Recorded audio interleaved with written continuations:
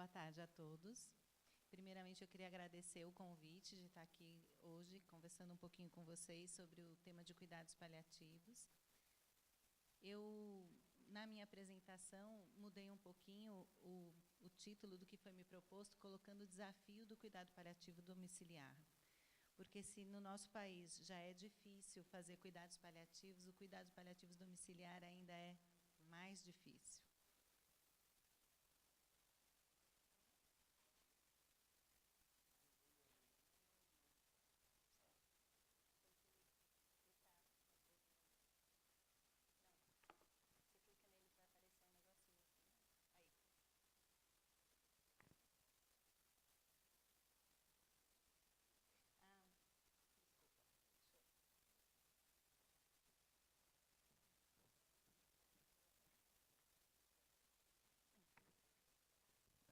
Só uma pequena pausa técnica.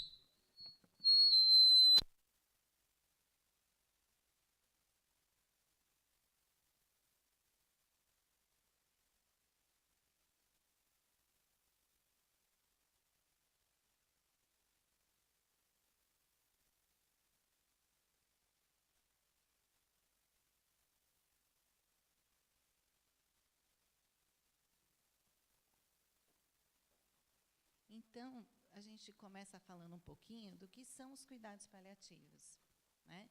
Então, cuidados paliativos, eles vão ser um tipo de cuidado que tem um diferencial, que é um cuidado coordenado por uma equipe, mais do que uma equipe, por um time com a mesma missão, com cuidados organizados, em internamento domiciliar, ou no hospital, ou no ambulatório, a doentes em situações de sofrimento decorrente de doenças incuráveis ou graves, e em fase avançada e progressiva, assim como as suas famílias, com o principal objetivo de promover o seu bem-estar, sua qualidade de vida, através da prevenção e alívio do sofrimento físico, psicológico, social e espiritual, com base na identificação precoce e no tratamento rigoroso da dor e outros sintomas.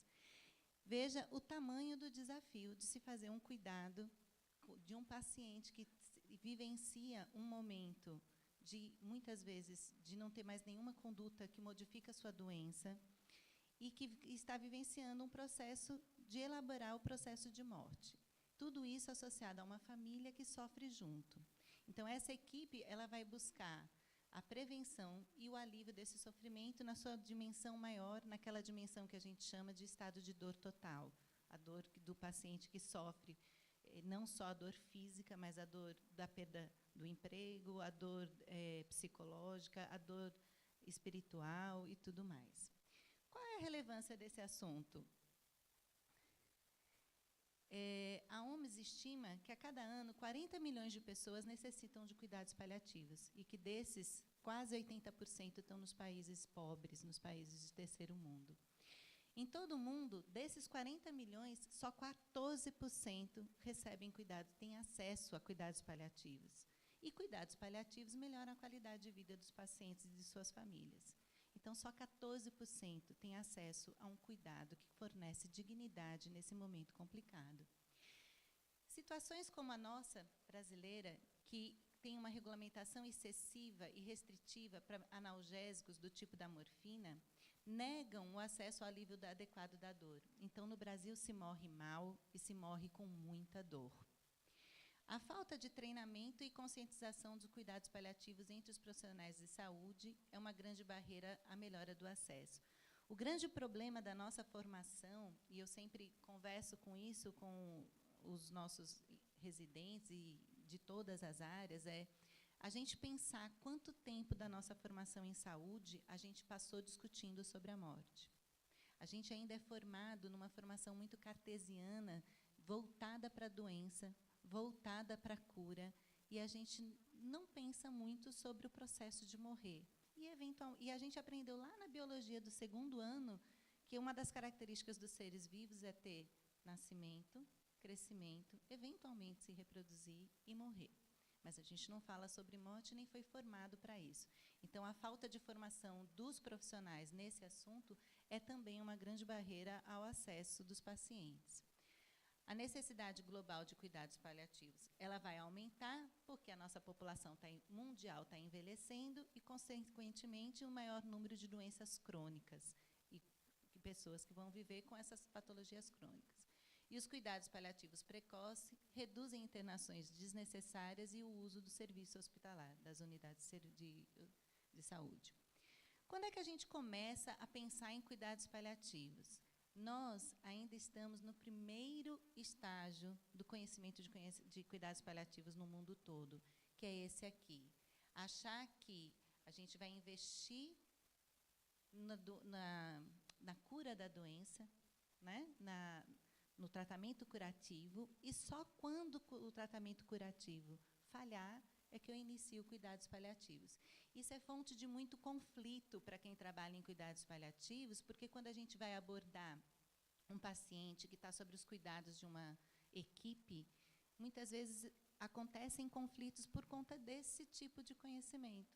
Achar, não, mas esse paciente ainda tem muito o que fazer por ele. Tem, doutor, mas ele tem uma doença que é incurável, ou ele tem uma doença que é limitante. Então, teoricamente, ou a expectativa é que, no momento do diagnóstico de uma doença grave, limitante, iniciasse também os cuidados paliativos. E nesse momento, eu ainda tenho muita conduta modificadora de doença e eu tenho menos cuidados paliativos.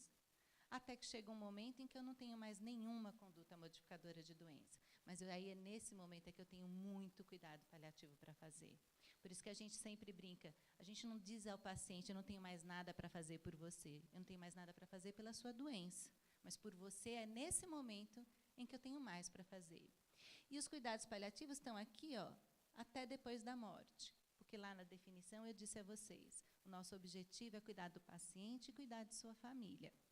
Então, a gente precisa se preocupar como é que vai ser o luto dessa família. Como é que a gente está hoje no Brasil, em termos de cuidados paliativos?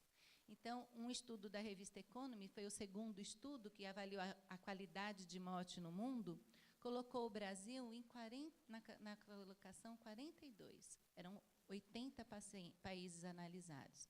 O que é que eles avaliaram? O acesso da população a opioides, políticas públicas de cuidados paliativos, uma rede estruturada. Nós ficamos em 42. A gente perdeu para quem?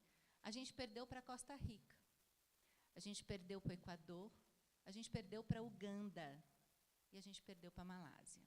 Então, assim, nós ainda somos um país que falta muito o pensar sobre cuidados paliativos.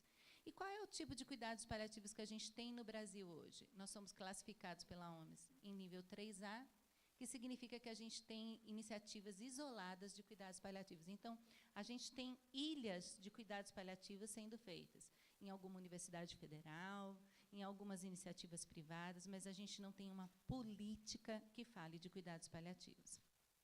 Pode ir? E aí, dentro desse contexto, um dos focos que a gente vai dar é o cuidados paliativos no ambiente domiciliar. Porque é até intuitivo que, se eu não tenho mais nada para fazer pela doença, para modificar para essa doença, esse paciente vai querer voltar para casa. É o ambiente dele, porque está aqui. O ambiente que vai fornecer maior conforto, maior identificação, a história do doente está ali naquela casa, naquela residência. É onde ele vai ter a maior aproximação dos familiares e dos amigos. E também o fato de ir para casa vai reduzir as complicações relacionadas a longas internações, longas hospitalizações, as infecções e tudo mais. Então, sempre que possível, a gente pensa em mandar esse paciente para a sua casa. Como é que esse cuidado em casa vai ser eficaz? Eu vou trazer os pilares do atendimento domiciliar, junto com os pilares dos cuidados paliativos, e aí eu vou construir um cuidado totalmente individualizado. Então, o cuidado paliativo domiciliar, ele vai se basear na visita domiciliar, na elaboração de um plano terapêutico singular, na abordagem centrada na pessoa, no apoio ao cuidador, e esse cuidado sendo executado por equipes interdisciplinares, que se conversam. né? Nós ainda estamos na fase do multidisciplinar. A gente já sabe que o paciente vai ser visto por muita gente, mas a gente ainda não está muito azeitado na conversa interatores. Minimamente, eu vou precisar, para ter cuidados paliativos domiciliares, dispor de uma equipe visitadora. Eu não posso mandar esse paciente para casa e ele não receber mais a visita de ninguém. Mandar esse paciente para casa não pode ser deshospitalizar e liberar leito no hospital. O foco é o bem-estar do paciente, então ele tem que ser visitado.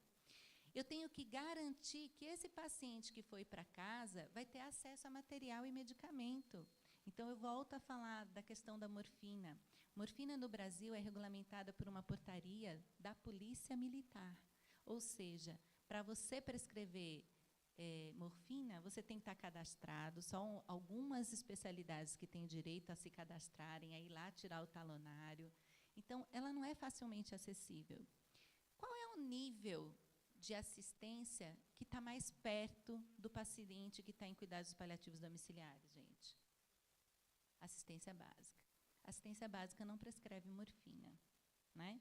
Então, para eu colocar um paciente em cuidados paliativos domiciliares, eu tenho que garantir que ele vai ter acesso ao curativo, à medicação, lá no ambiente da casa dele. E eu tenho que disponibilizar um canal de comunicação fora dos horários de visita. Por que isso? Porque o cuidado, aquele cuidado que a gente fala, centrado na pessoa, ele é individual. A dor e o processo de finitude, ele é baseado na história de cada um. Então, ninguém vivencia a doença do mesmo jeito que outras pessoas. Então, não dá para a gente fazer um protocolo de atendimento de cuidados paliativos e esperar que todos os pacientes caibam lá dentro. Eles não cabem. Por isso que eu preciso. A gente vai fazer um planejamento, mas o paciente vai ter dúvida. A família vai ter dúvida, vão surgir situações que a gente não estava preparado, quer dizer, que a gente não antecipa por conta da peculiaridade de cada paciente. Então, eu tenho que ter uma via de comunicação, mesmo fora dos horários do atendimento domiciliar. E aí a gente fala um pouquinho de cada um deles. A visita domiciliar, que é o carro-chefe do atendimento domiciliar, ela é um momento que precisa ser feito por uma equipe muito bem preparada. Lembrar que essa equipe vai estar entrando no ambiente de vida e na história de um paciente. É preciso que que as pessoas, né, que a equipe que vai prestar essa assistência, percebam a família, abordem de maneira integral e individualizada naquele contexto. E isso é o mais importante. O profissional de saúde, ele tem que ter uma avaliação dinâmica e uma atitude de respeito e valorização. A gente sabe que nós temos no Brasil e no mundo diversas conformações de família, né? Nós temos diversas crenças. Nesse momento que a equipe adentra a residência e a história desse paciente, é preciso, acima de tudo, o respeito e o não julgamento, eu diria assim, o não julgamento. Porque, às vezes, a gente vai ouvir coisas tipo, doutor, eu tomo esse chá porque a minha avó era benzedeira e me passou. E a gente vai ter que englobar tudo isso, porque isso é a rede de apoio do paciente, né? Nós não somos absolutos. Isso, tudo que for para somar sem lesar, a gente vai, mesmo que seja para corrigir, mas corrigir dentro do respeito àquela família. E aí, o plano terapêutico singular, como eu disse a vocês, cada paciente ele vai ter que ser construído um plano específico para ele. Não dá para eu fazer um protocolo e jogar para todos os pacientes. Quem está morrendo de um câncer não é a mesma coisa de quem está morrendo de DPOC. E a história, mesmo dentro de quem morre de DPOC, cada um tem uma história diferente. Então, a equipe primeiro vai definir as hipóteses, então vai avaliar o paciente, vai avaliar a rede de apoio, vai avaliar os cuidadores, a casa onde o paciente mora e ver quais são, em seguida, as nossas metas. A gente vai definir metas para curto, médio e longo prazo. Essas metas vão ser pactuadas com a família. Depois, cada membro da equipe vai assumir a sua responsabilidade para atingir essas metas. E é importante que a família saiba quem é o responsável por cada uma dessas metas, né? A quem ela deve buscar que está responsável por aquilo que foi pactuado.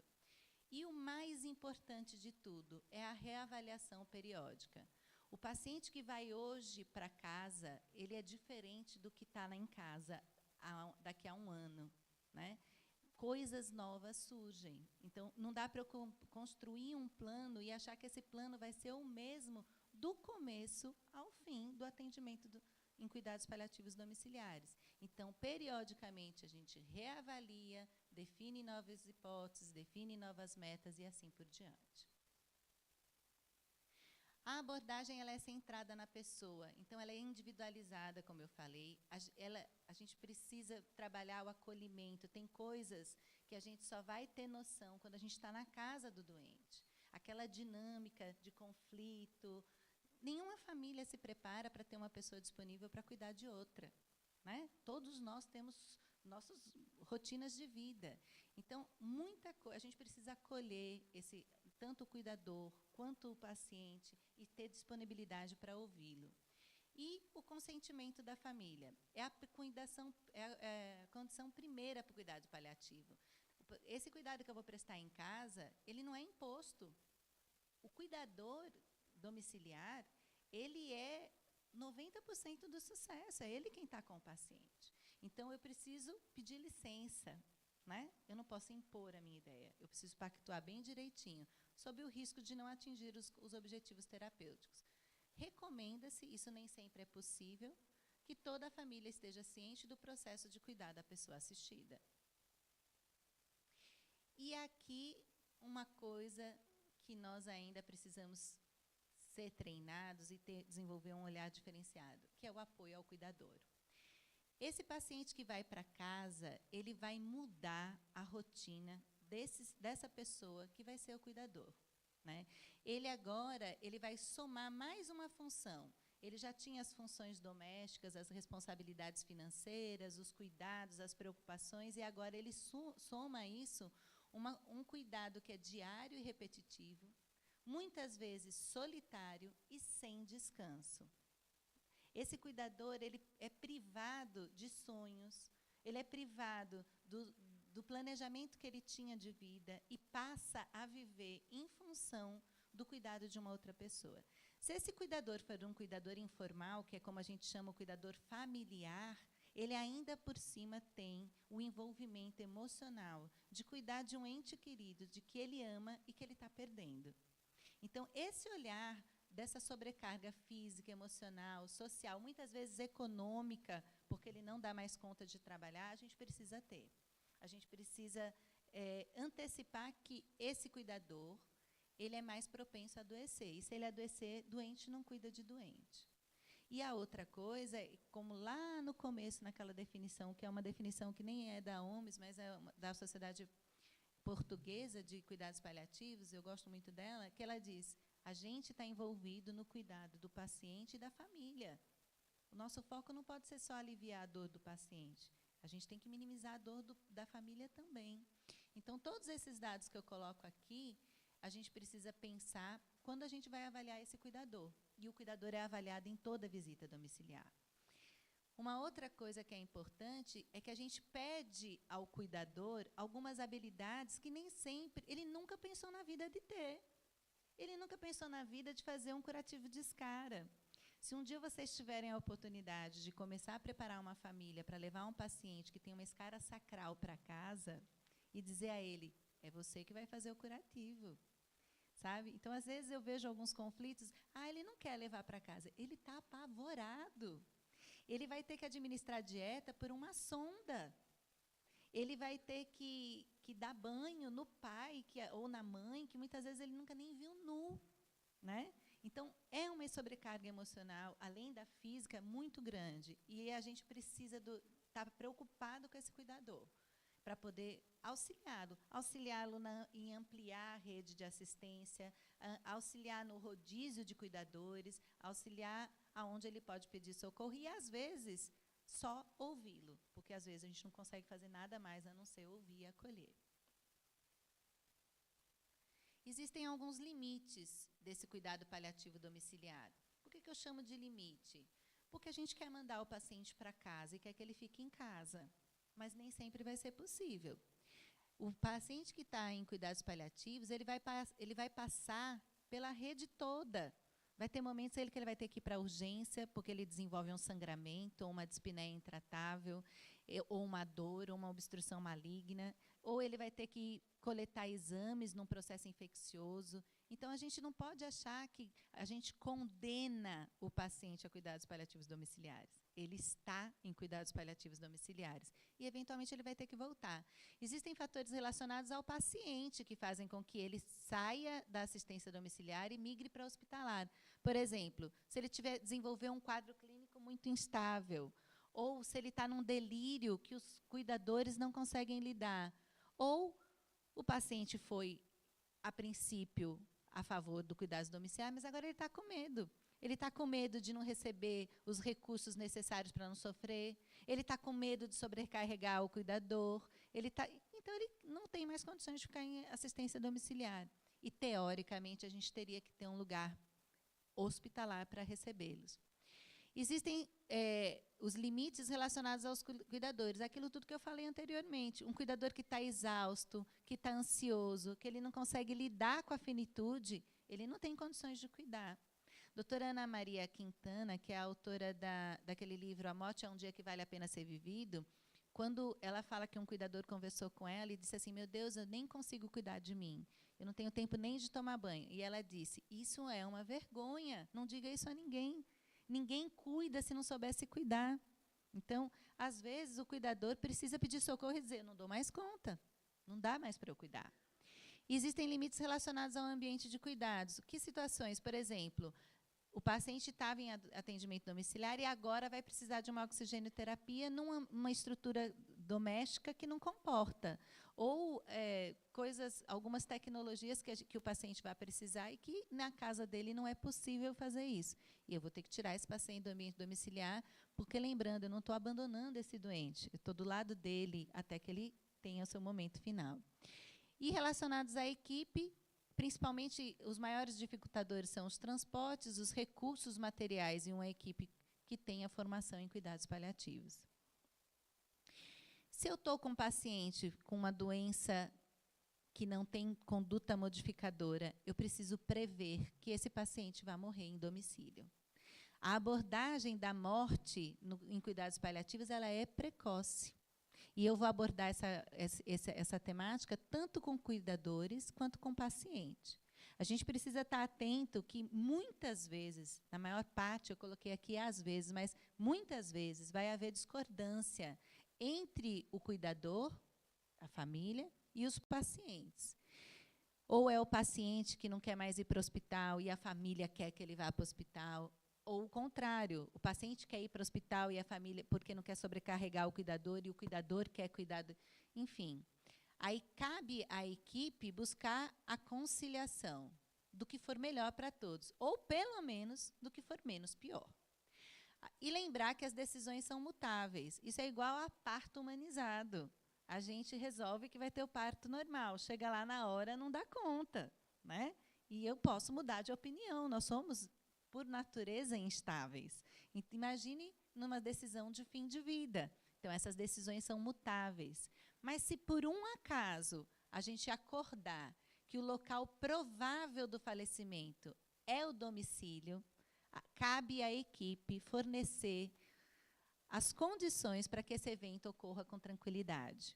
Então, eu tenho que orientar a família. Quem é que vai dar a DO? Como é que vai ser o processo de sepultamento?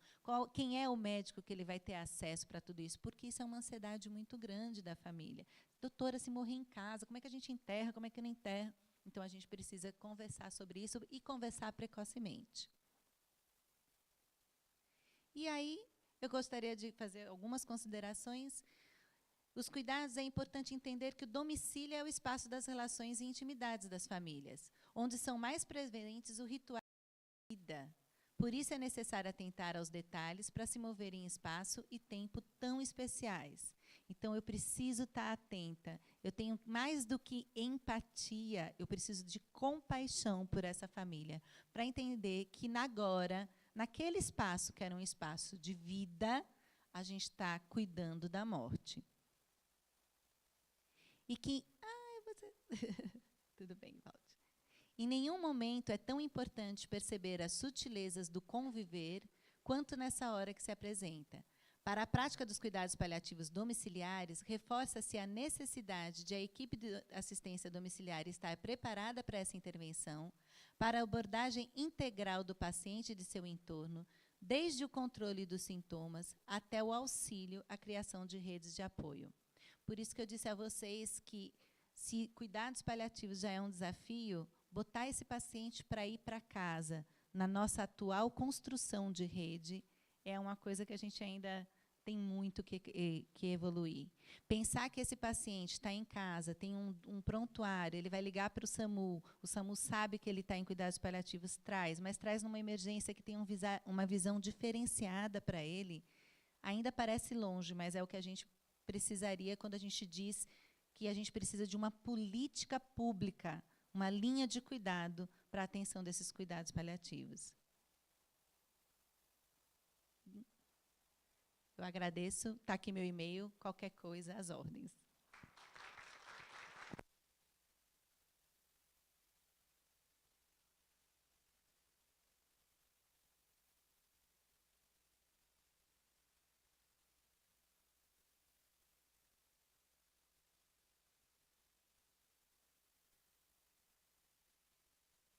Boa tarde a todos. A gente vai falar um pouco sobre a abordagem domiciliar dos cuidados paliativos. Como Kátia colocou, é realmente um desafio enorme. Já é um desafio você lidar com esse paciente na área hospitalar, que você tem tudo, imagine uma residência, que muitas coisas irão faltar. A gente costuma dizer que é aquele cuidado muito mais humanizado, do que tudo, e aquele cuidado que você vai ter que saber improvisar muitas vezes. O que a gente sempre costuma dizer na enfermagem.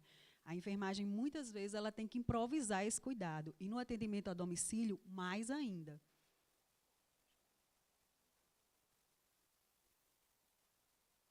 Um minutinho.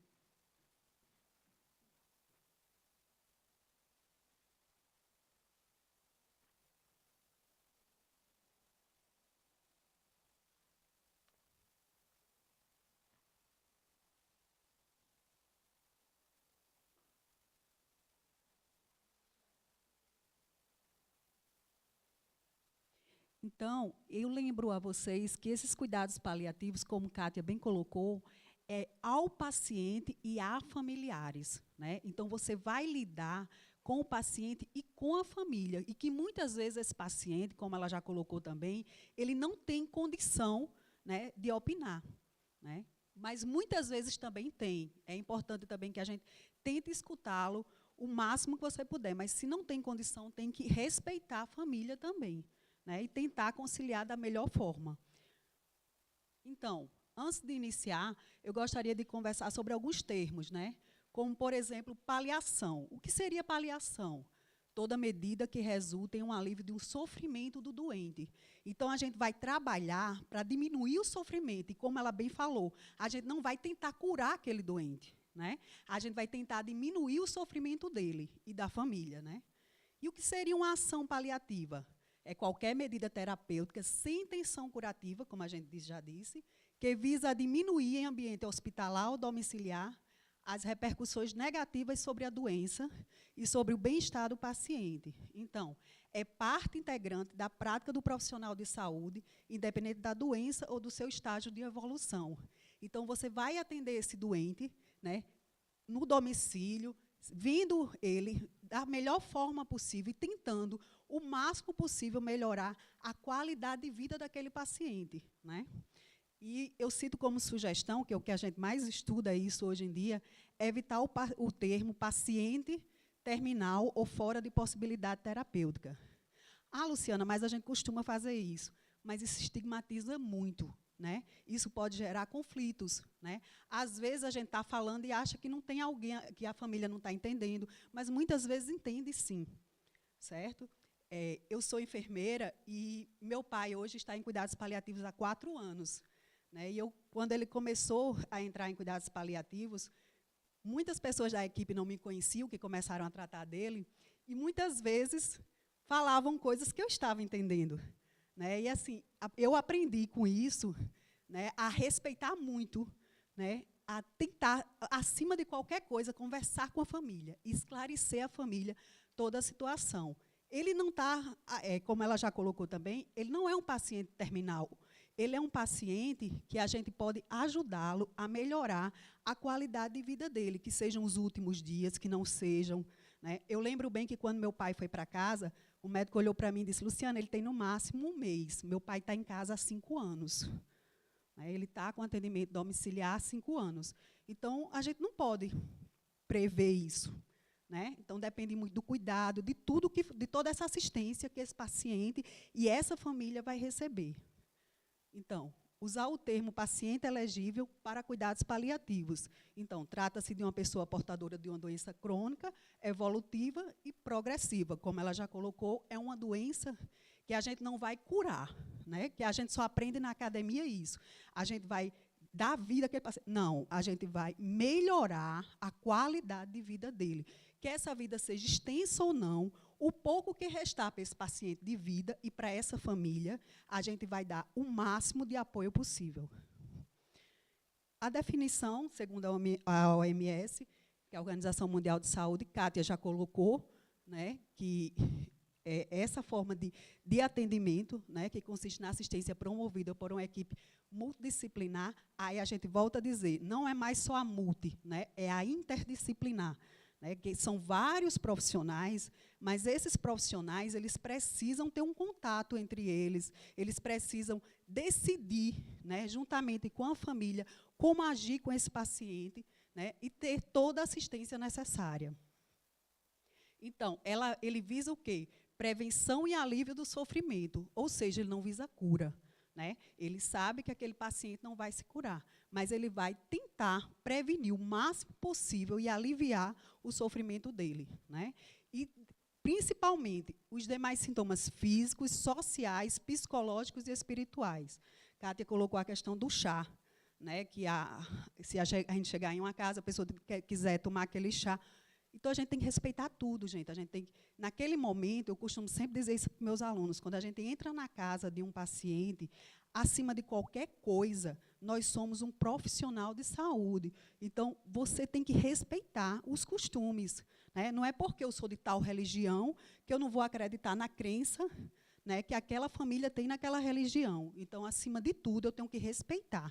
Se ela disser, eu quero hoje que venha um padre aqui, e eu não sou da... Não tem problema, a gente vai ajudar a trazer esse padre para que ele vá, e assim vai, de acordo com a religião que aquela família acredita, né? Respeitando sempre. Então, a história dos cuidados paliativos começou através dos hospícios, né, que eram atendimentos dados a pessoas carentes, né, a pessoas que estavam na rua, que precisavam de atendimento de saúde. Então, não eram os profissionais de saúde, eram pessoas caridosas, né, que levavam essas pessoas e ajudavam, né? Era mulher que estava parindo, era idoso que estava doente, então eram todos os tipos de ajudas, né, que eles davam para essas pessoas carentes que estavam precisando de ajuda. E essas características no atendimento dos hospícios era justamente o quê? O acolhimento, a proteção, o alívio do sofrimento, mais do que a busca pela cura. Então, no Brasil, o que é que ocorre? Kátia já colocou também, é a questão muito do conhecimento, do desconhecimento dos profissionais e da própria população, né? Como é que a gente quer que a população conheça algo que nem nós profissionais conhecemos, né? Então, muitas vezes, a gente quer exigir isso da população, mas muitas vezes nós não conhecemos, né? Que a própria academia ela não é voltada para isso. A gente está tentando agora, no curso de enfermagem, com a conclusão do meu doutorado, a gente tentar aumentar o máximo possível, porque a gente só tem uma aula esporádica de cuidados paliativos.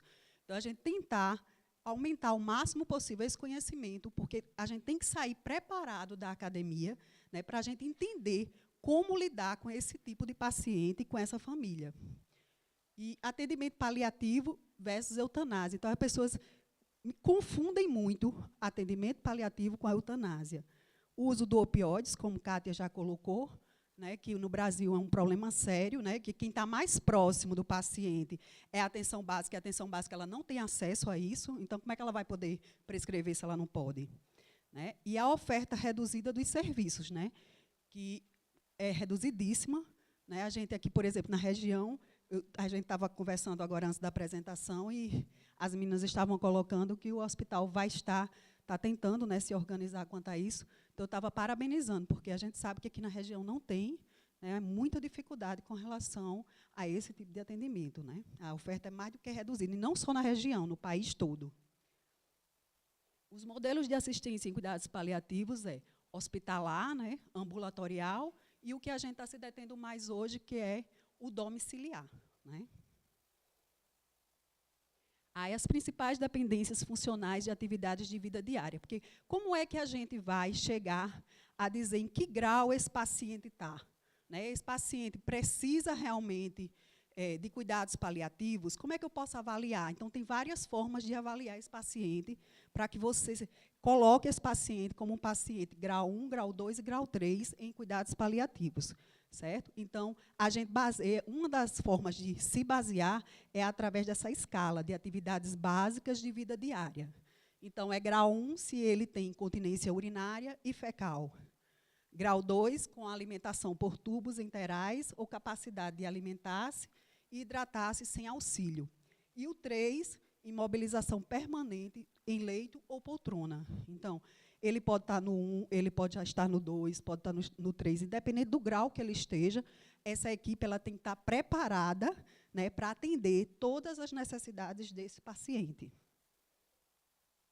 Então, ela tem que respeitar a dignidade e a autonomia do paciente, quando possível, né, porque muitas vezes esse paciente não tem mais condição, mas a família também a gente tem que respeitar. Né? Honrar o direito de escolha do tratamento do paciente. Ah, mas ele não quer de jeito nenhum a sonda. E agora a gente vai fazer o quê? Eu vivenciei uma situação com meu pai que eu botava a sonda nasointeral nele 4 vezes ao dia. Então, aquilo já estava sendo um sofrimento para mim tão grande que eu não aguentava mais. Né? Aí eu disse, não tem condição. Eu sentei com a equipe e disse, me ajudem, pelo amor de Deus. Aí foi quando a gente pensou na gastro. E ele fez uma gastro e hoje ele se alimenta tudo pela sua gastro e não tem nenhum tipo de problema com relação a isso. Porque para a gente era um estresse, eu não podia nem trabalhar. Eu estava trabalhando, minha mãe ligava. Minha filha, ele tirou a sonda. Aí eu tinha que ir em casa repor aquela sonda. Né? E ele olhava para mim já sem querer nem olhar para mim direito, de tanta raiva. E para mim também aquilo era um sacrifício enorme. Né? Então, a gente tem que sentar com a equipe, tem que definir direitinho e ver que necessidade tem aquele paciente, como ela colocou, é um atendimento, é um plano terapêutico singular, né? E ele muda constantemente. O paciente hoje, ele está estável, quando é de noite, tem um problema. Então, você tem que saber como agir, essa equipe tem que estar disposta, né, a ajudar a família. Né? Eu me comunico, por exemplo, hoje, muito com a equipe que atende meu pai, através do WhatsApp. Eu estou trabalhando, por exemplo, acontece algum imprevisto, minha mãe liga, eu já falo com eles. Então, assim, toda essa priorizar essa comunicação, que tem que ter essa comunicação, e tem que ter alguém da família que enfrente essa comunicação. A gente saber alguém, você eleger alguém na família que possa estar lhe orientando quanto a isso. O controle da dor e de outros sintomas de sofrimento físico. Então, o controle da dor, a gente tem que ter muito cuidado com isso, né? Porque a gente não tem ideia da dor do paciente. Muitas vezes a gente subestima, né? Acha que é porque o paciente é hipocondríaco ou isso ou aquilo.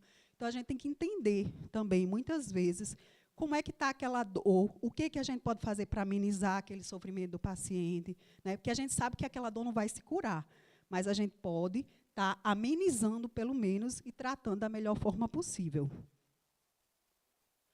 Então, o atendimento psicológico, social e espiritual, a gente sabe que é de suma importância, né? Porque é como ela colocou, é de uma equipe, né? E essa equipe ela tem que ser interdisciplinar, porque na hora que precisar desse tipo de atendimento, esse paciente ter, tanto o paciente como toda a sua família, né? Melhora na qualidade de vida dele, organizar os cuidados através da referência e contra-referência. Né? Aqui, por exemplo, a gente não tem. Né? A gente tem muita dificuldade com relação a isso. O paciente que está lá na atenção básica, a atenção básica ela não tem uma contra-referência com a unidade, né, que esse paciente saiu. Ele passou um tempo lá no hospital, ele saiu, foi para casa, ele agora passa a ser da atenção básica. E o hospital também não se comunica, muitas vezes, com a atenção básica. Né? Então, como é que fica o atendimento desse paciente? Né? Ele precisa realmente de ter essa referência, essa contrarreferência. Manter uma atitude de suporte educacional a todos os envolvidos nos cuidados diretos com o paciente. Ou seja, essa equipe está sempre conversando, sempre estudando, né, sempre vendo novas possibilidades de estar ajudando esse paciente e sua família. Então, temos os princípios baseados nos sintomas, né, que é avaliar antes de tratar, jamais tratar antes de avaliar.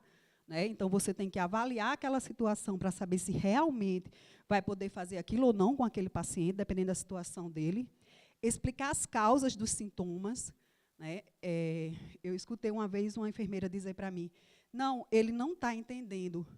E o paciente olhou para mim e eu entendi que ele estava entendendo. Então, assim, são coisas que a gente tem que respeitar.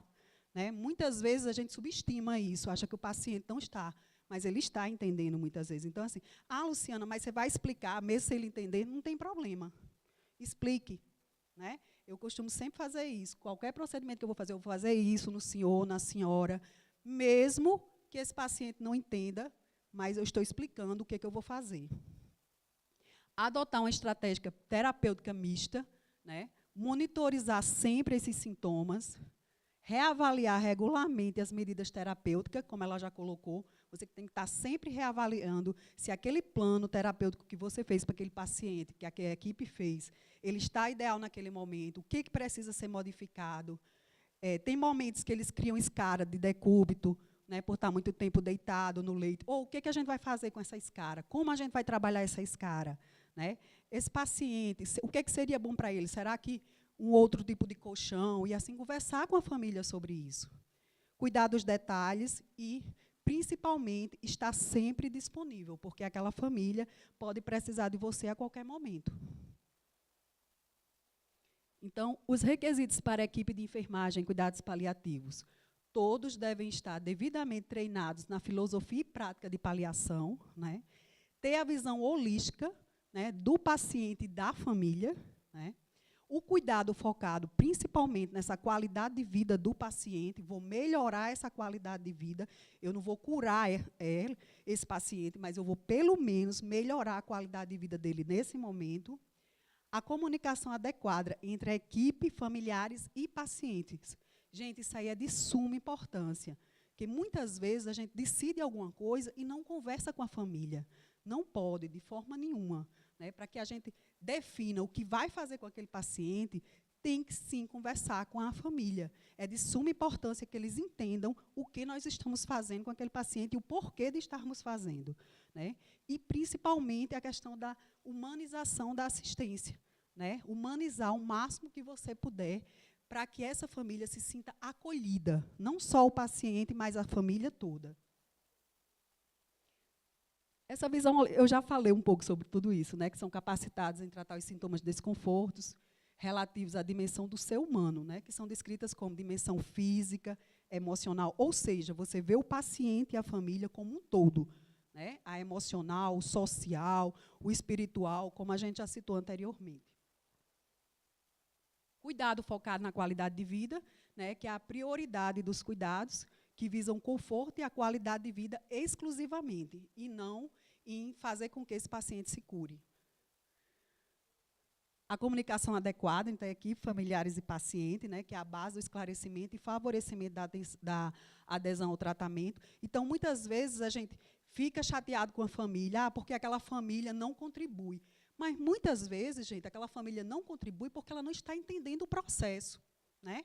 Ela precisa que alguém sente com ela e explique o processo. O que está acontecendo? E é como Kátia disse, você já imaginou, ninguém está preparado para saber que um ente querido seu não tem mais possibilidade de se curar, que ele pode chegar à morte, certo? Ninguém está preparado para isso, nem nós, profissionais de saúde. Então, como é que a gente exige isso da família?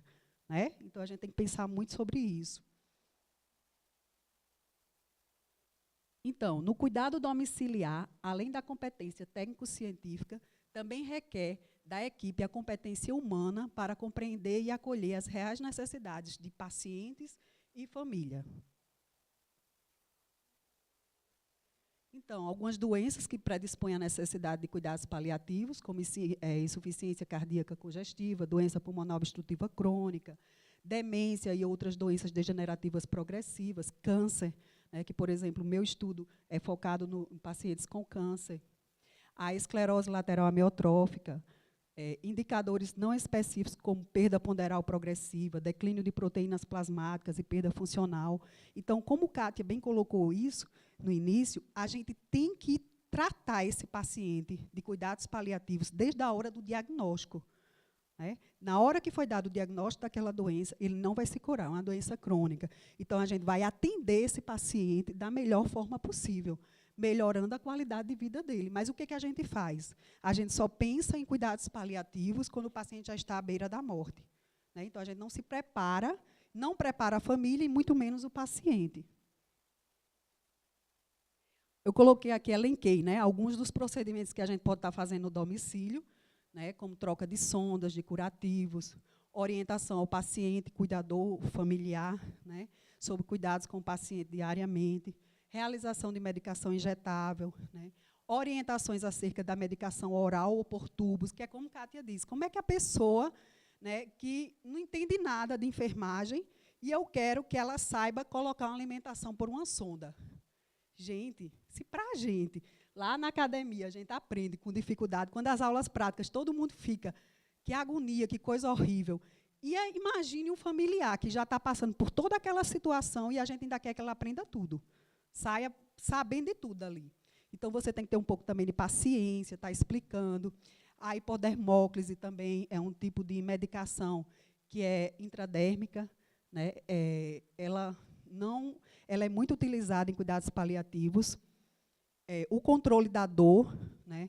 O apoio psicológico, social e espiritual, e o zelo pela manutenção e asseio da higiene, como as medidas de conforto. Então, tudo isso, né, a gente pode estar fazendo em prol desse paciente e dessa família, para melhorar a qualidade de vida. Então, eu fiquei muito feliz, né?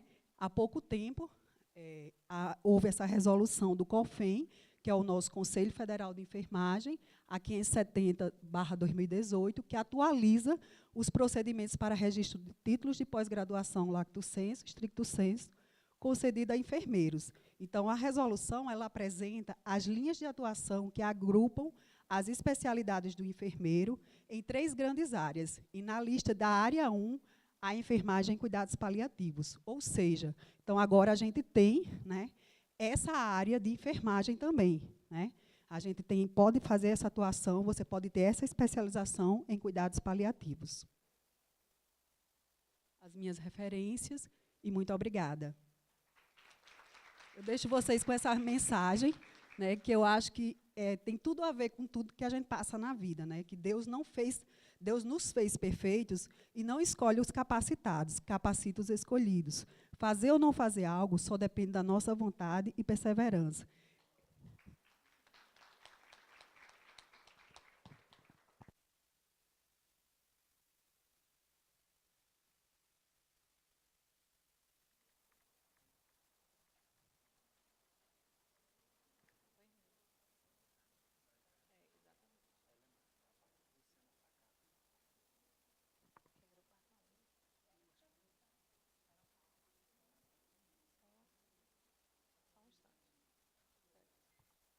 Gente, boa tarde. Primeiramente, agradecer o convite à GEP, porque é um tema assim, que a gente tem discutido muito na prática do hospital. Eu sou terapeuta ocupacional do Hospital Universitário, sou especialista em saúde do adulto e idoso, e acho essa temática assim, fantástica. Acho que deveria ter mais momentos como esse, com mais profissionais para somar, mas essa tarde está sendo muito boa. Vou falar um pouquinho sobre cuidados paliativos, reabilitação, interdisciplinaridade e terapia ocupacional. Como as colegas já falaram, né, a filosofia dos cuidados paliativos ela vem sendo discutida e definida como uma abordagem de caráter multidimensional e holística, que deve ser instaurada quando da presença de uma doença que ameace a vida, envolvendo práticas multidisciplinares. A filosofia dos cuidados paliativos ela busca identificar precocemente, avaliar e cuidar de sintomas físicos, psicossociais e espirituais, melhorando a qualidade de vida de pacientes e familiares. E aí a gente destaca nessa apresentação, e vai ouvir muito falar, sobre as práticas multidisciplinares, e que a gente deseja que sejam interdisciplinares, e vamos falar muito também sobre esse cuidar. Pode passar. Trouxe aqui para vocês esse gráfico da OMS, que a doutora Kátia também trouxe, numa proposta em que os cuidados paliativos, que seria o ideal, né, seja instaurado no momento do diagnóstico, como já foi falado anteriormente. E aí, essa fase que a gente escuta falando sempre de terminalidade, são aqueles últimos momentos, realmente, que a gente não tem... existem alguns quadros clínicos que podem predizer as últimas horas de vida, mas que, no momento do diagnóstico, a gente já não pode estar dizendo que é um paciente terminal. A doença na fase aguda tem uma terapia modificadora da doença, e, conforme essa doença vai avançando, os cuidados paliativos eles ganham força. Pode passar.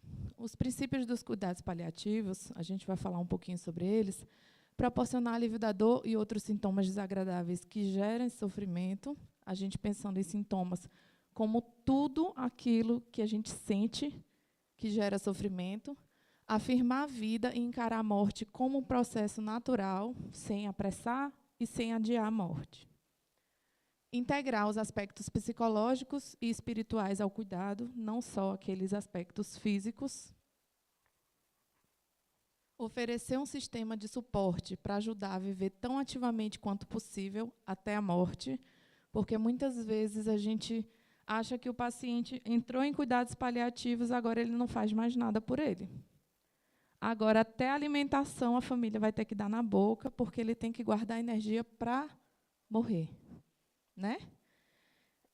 Oferecer suporte ao familiar nos períodos de adoecimento e nos períodos de luto.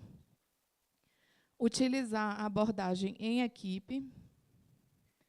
Realçar a qualidade de vida com tratamentos diversos, e aí eu destaco farmacológicos, que a gente já ouviu falar aqui hoje.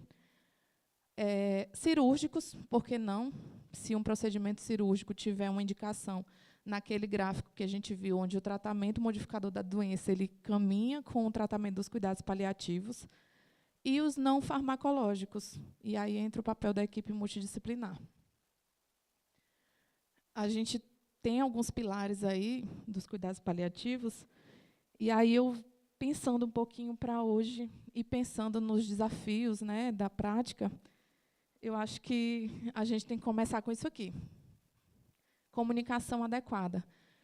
Como é que eu digo que o paciente está em cuidados paliativos, ou o médico diz, ou alguém da equipe diz que o paciente está em cuidados paliativos, e vira as costas e sai, e nunca mais vê aquele paciente, faz uma prescrição que vai sendo rodada e a família não entende nada?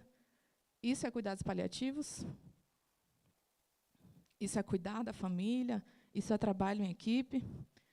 Então, a gente precisa pensar um pouquinho sobre a comunicação adequada. Outra ponte aí seria o controle de sintomas, que é algo que é um pilar dos cuidados paliativos realmente. Pode passar. Outra coisa é o trabalho em equipe, porque para esse controle efetivo de sintomas acontecerem, a gente não vai precisar só do uso de medicação. Então, a gente vai precisar de uma equipe disponível, capacitada, para poder atender às necessidades desse paciente e dessa família. E o apoio à família, que é quem vai estar, muitas vezes, na linha de frente desse processo inteiro.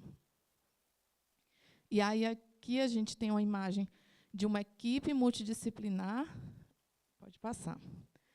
E aí, tentando abarcar esse conceito de dor total, que é uma dor que não é uma dor só física, é uma dor emocional, é uma dor sociocultural, é uma dor espiritual. Eu lembro agora de um relato da época que eu fazia residência, e me marcou isso. Foi com uma criança indígena, nasceu com síndrome de Down, e foi para a UTI cardio do hospital que eu fazia residência. E os pais tinham certeza que ele ia morrer, que essa criança ia morrer.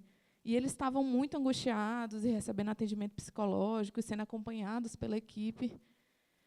E a equipe, algumas pessoas da equipe chegavam e falavam assim, mas seu filho não está sentindo dor. Ele está devidamente sedado, ele fez um procedimento cardiológico, não teve sucesso, ele realmente está no final da vida, mas ele não está sentindo dor. E a família, por não ter instrução científica, não falava nada. E aí, com a aproximação, com essa comunicação adequada, a equipe descobriu que eles estavam pensando o seguinte, se o pajé não vier fazer o ritual para essa criança, ele vai para alguma dimensão que não vai ser boa para ele, depois que ele morrer. Então, eles precisavam digamos, desse ritual de passagem da vida dessa criança para a morte. E aí foi agilizada com a equipe de psicologia, serviço social, terapia ocupacional, para esse pajé ir lá. E poucos dias a criança faleceu, mas assim, a família teve esse cuidado que é diferenciado. E que, se a gente não olhar para esse conceito de dor total, a gente nunca vai conseguir avançar em cuidados paliativos. E aí, assim, o que tem a ver reabilitação em cuidados paliativos, já que a gente está falando que cuidados paliativos é para a situação em que a gente não tem mais a cura, né? A reabilitação ela é um processo global e dinâmico orientado para a recuperação de uma pessoa. É uma recuperação física e psicológica, né? Tendo em vista a sua reintegração social e seu bem-estar físico, psíquico e social. Então, aí a gente já vê que os conceitos eles vão se sobrepondo aos poucos. Algumas questões em reabilitação e cuidados paliativos são colocadas aqui. Superação de limitações possíveis. Se o paciente consegue ter sua limitação superada, a equipe de reabilitação vai tentar superar, mesmo que não haja cura para aquela doença. Controle de sintomas, melhor aproveitamento do tempo remanescente, auxílio no retorno ao lar, capacitação e suporte ao cuidador. E aí a gente começa a mudar esse panorama de tecnologias em saúde a favor da cura para tecnologia em saúde a favor do cuidado. Para isso, nossa avaliação principal feita ela é baseada na CIF, a Classificação Internacional de Funcionalidade. Da mesma forma que existe o CID, que é para classificar as doenças, a gente tem a CIF, que é para classificar a funcionalidade. O pilar central da CIF são as atividades. Então, a pessoa tem uma condição de saúde, um transtorno, uma doença. Como é que essa condição de saúde impacta as funções e estruturas do corpo? Tem algum impacto? Se sim, como é que esse impacto prejudica nas atividades? Essa condição de saúde, ela tem impacto na participação? Como é que isso tem impacto nas atividades? Os fatores ambientais também impactam na atividade. E os fatores pessoais também. Pode passar, por favor. Vou dar um breve exemplo aqui. Pode ir passando. O impacto de uma neoplasia, por exemplo, causa uma deficiência nas funções do corpo. Tem consequências diretas ou indiretas. Dependendo do local do câncer, o paciente vai apresentar uma disfagia, uma hemiplegia, uma paraplegia, uma afasia, enfim. Deficiências de estruturas do corpo. Em decorrência dessa neoplasia, a gente tem um encurtamento, uma fratura patológica, uma ossificação heterotrópica, uma amputação. Isso pode impactar ou não na participação social. Ele pode voltar ou não a trabalhar, ele pode voltar ou não a ser um dono de casa. E existem os fatores de contexto. São os fatores pessoais. Eu sou um homem ou eu sou uma mulher? Eu era o provedor da família, ou eu já era uma dona de casa, então, para mim, ficou mais fácil, porque eu voltei para casa, minha limitação ela é mínima, e eu consigo retornar às minhas atividades diárias. Ambientais. Quem é meu suporte familiar? Eu tenho recurso financeiro? eu tenho uma casa que tem minimamente um forro ou um cimento no chão, então isso também impacta na funcionalidade desse paciente. E aqui eu trouxe alguns exemplos daquele mesmo gráfico de acordo com a doença. Com a doença oncológica, aqui a funcionalidade, a partir do diagnóstico, é uma, enquanto tem a terapia modificadora da doença, e pode chegar um momento que esse tratamento falhe. E aí os cuidados paliativos eles são imperativos até a morte. Aqui são falências orgânicas. Por exemplo, um doente renal crônico, ele teve o diagnóstico, ele começou a dialisar, ele passa um tempo em diálise, mas vai tendo a falência orgânica, ele dá uma piorada, depois ele melhora, não volta ao estado funcional anterior, volta um pouco mais baixo, e assim ele vai, sem um espaço de tempo definido.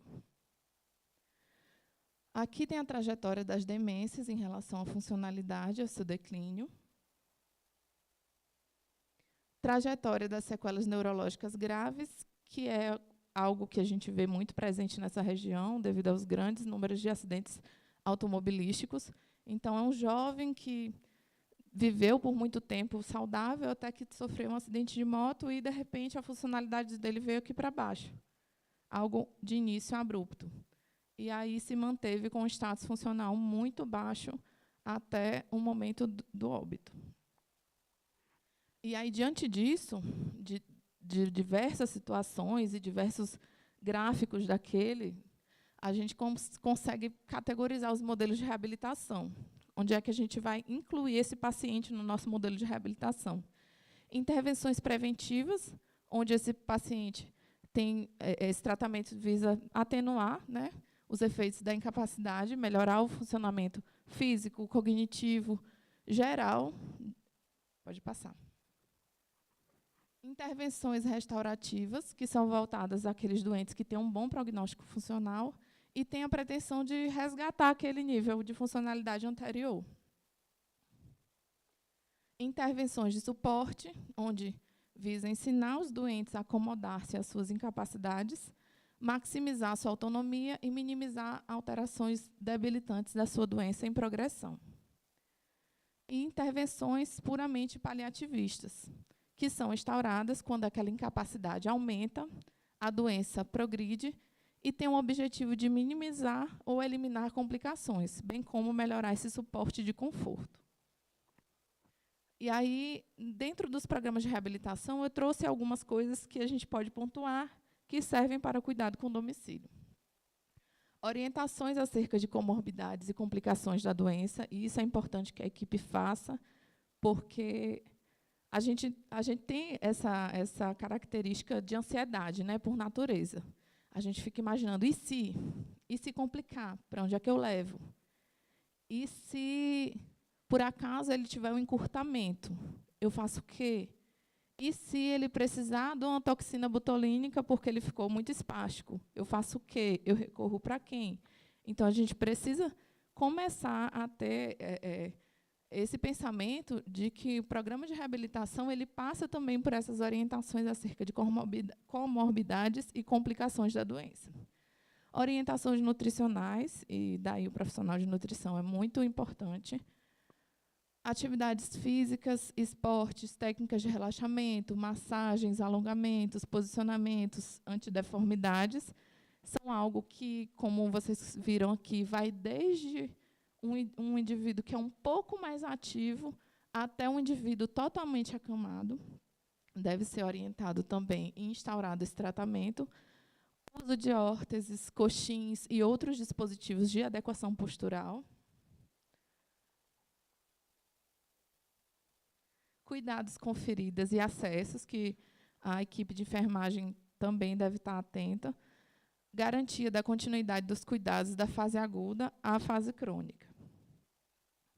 Outro programa de reabilitação são aprimoramentos de habilidades, técnicas para redução de déficits sensoriais e motores, que incluem a estimulação sensorial, alongamentos, a fisioterapia é importante também, prescrição e confecção de treino de equipamentos de auxílio ao autocuidado e à mobilidade, terapias manuais, recursos físicos, medicamento e outros procedimentos médicos que melhorem as habilidades, aproveitamento do potencial residual do paciente em cada fase do adoecimento. Então, é aquilo que eu falei. O paciente precisa ser avaliado seu status funcional. A gente precisa saber o que esse paciente consegue fazer só. Até onde ele consegue se autogerenciar. Porque a gente trabalha muito com independência e com autonomia, que são duas coisas diferentes. A independência é aquilo que eu consigo fazer só e eu faço por mim mesmo. E mesmo que eu não seja independente, eu posso ser autônomo para decidir sobre o que eu quero para a minha vida, o que eu quero para o meu cuidado. E isso é importante que a gente trabalhe, esse aperfeiçoamento do potencial residual. Outro programa de reabilitação é o estímulo à participação, que foi isso que eu acabei de citar, o estímulo à independência e à autonomia em cada fase da doença. Reaprendizagem e reformulação de papéis sociais, comportamentais e laborais. Educação de pacientes, familiares e cuidadores. E aqui é importante, educação de pacientes. Porque também a gente não pode só se reportar a familiares e cuidadores, porque o paciente está em cuidados paliativos. Muitas vezes eles têm, sim, a condição de estar se autogerenciando. Planejamento de alta e transição para a comunidade é algo que deve ser feito pela equipe de reabilitação também. A identificação de barreiras ambientais e pessoais. Como que é o domicílio desse paciente? Como que ele vai acessar, caso ele precise de uma atenção básica? Como que ele vai chegar, se a família dele não tem isso aqui para o transporte, ou ele necessita de um transporte de ambulância para fazer atendimento ambulatorial? Então, é algo que a gente também deve prever, a identificação dessas barreiras ambientais e pessoais. A viabilização do uso de facilitadores, auxiliares de marcha e adaptações para atividade de vida diária, adaptações para comunicação e etc. Orientação acerca de estratégias para situações de crises e outros assuntos relacionados à progressão da doença, como eu já falei anteriormente. Então, aí a gente vê que esse programa de reabilitação é individualizado e precisa que a gente esteja atento a algumas coisas. A dor, ao nível de consciência, a comorbidades, a deficiências cognitivas, a gente precisa avaliar isso para a gente saber até quando a gente vai estar voltando essas orientações ao paciente, até quando a gente vai estar voltando essas orientações aos familiares. Deficiência motora e limitação na mobilidade, que é algo que impacta muito, porque hoje a gente sabe que se a gente parasse de andar hoje, se a gente parasse de se locomover hoje, se a gente tivesse alguma deficiência motora, isso somado a gente saber que o nosso fim está próximo, é um impacto muito grande, porque às vezes a gente quer fazer muita coisa, mas a gente tem limitação. Então, é algo que a gente precisa conversar para esse plano terapêutico ser eficaz e tentar dirimi-los. Deficiência visual, deficiência de fala e linguagem, disfagia, desnutrição, desidratação, são pontos a serem observados. Xerostomia, mucosites, lesões cutâneas também. Amputações, dispneia e desempenho em atividade de vida diária. E aí, aqui tem um diagrama de avaliação multidimensional. Ali tem muita coisa. Um profissional só, ele não faz isso aqui. Ali tem várias questões que envolvem várias áreas. Envolve a nutrição, envolve a farmácia, envolve a fono, envolve a psicologia, envolve o serviço social, envolve a terapia ocupacional, envolve a fisioterapia, enfim, envolve todo mundo nesse cuidado. E aqui esse diagrama tem disponível no Manual de Cuidados Paliativos da Academia Nacional de Cuidados Paliativos. Quem tiver disponibilidade, interesse, pode dar uma procurada na internet, que está disponível, é bem completo. Ele precisa de uma equipe multidisciplinar que discuta, defina prioridades, etapas do programa e plano terapêutico, como já foi falado, plano terapêutico singular. Bom, eu falei assim, bem geralzão sobre a multidisciplinaridade, sobre várias questões. E agora eu vou apresentar um pouquinho do que dentro desse programa de reabilitação, o terapeuta ocupacional pode fazer. A terapia ocupacional...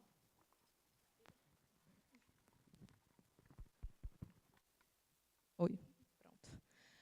A terapia ocupacional, ela é uma profissão, é uma graduação, né? Ela abrange vários campos de conhecimento de intervenções que englobam tecnologias e técnicas que visam emancipação e autonomia dessas pessoas, que, por algum motivo, apresentem limitações no seu desempenho funcional ou dificuldades na inserção e participação da vida social. E algo que eu frisei bem foi essa questão de por alguma razão, que, nesse caso, é a razão de ter uma doença incurável e de ter tantos outros sintomas que a gente viu naquela lista imensa e que impactam, sim, na inserção e participação da vida social. Então, essa é a razão para o terapeuta ocupacional estar inserido nos cuidados paliativos. E aí, Pise e Briggs, eles, em 2004, falaram um pouquinho, fizeram uma tabela comparativa, que eu achei interessante trazer, de conceitos e abordagens que são equivalentes nos cuidados paliativos e na terapia ocupacional. Nos cuidados paliativos, há uma preocupação máxima com a pessoa que recebe cuidados. Na terapia ocupacional, a gente tem uma metodologia de trabalho que chama prática centrada no cliente. E esses dois conceitos eles estão em consonância. A aceitação da morte como um processo natural, ela vem em consonância ao desenvolvimento humano, que são as teorias que o terapeuta ocupacional precisa estudar para poder tentar dirimir disfunções. Os cuidados paliativos entendem a família como parte da unidade de cuidado. E a terapia ocupacional estuda também o pensamento sistêmico e a dimensão familiar. Os cuidados paliativos preconizam a manutenção do doente em casa, e aqui a gente tem que frisar, de maneira segura e confortável, pelo maior tempo possível, fora aquelas limitações que vocês assistiram a doutora Kátia falando. Então, de maneira segura e confortável. A terapia ocupacional fala um pouquinho sobre ambiente de cuidado, faz algumas modificações ambientais, faz adaptações, tem essa parte, sim, do ensino ao cuidador. Os cuidados paliativos preconizam que a assistência a assistência para que o doente assuma o controle sobre sua vida e mantenha-se ativo, e a terapia ocupacional preconiza a maximização da independência e autonomia através de estratégias, adaptações para o aumento de funcionalidade. Os cuidados paliativos falam sobre instrução para o autocuidado. O terapeuta ocupacional, desde 2006, que foi regulamentado como atividade privativa, o treino de AVD, de atividade de vida diário, para o paciente maximizar essa independência. Prevenção e controle da dor e outros sintomas estressantes. E aí entra a terapia ocupacional com as práticas integrativas complementares, que são terapias que vêm agregar, sim, nessa prevenção de controle da dor e outros sintomas estressantes. Técnicas de conservação de energia, simplificação de atividade, órteses, adequação postural, manejo físico. E algo muito importante, que é o cuidado não fragmentado, que é não ver o indivíduo como um ser que só tem uma faceta. E na terapia ocupacional, quando a gente avalia os componentes do desempenho ocupacional, que são os componentes sensório-motor, como é que esse paciente está a nível sensório-motor, como é que esse paciente está a nível cognitivo, como é que estão as habilidades psicossociais, como é que está essa atividade de vida diária e essa independência na AVD, como é que está o trabalho e o lazer dessa pessoa. Então, é algo que demonstra um cuidado não fragmentado.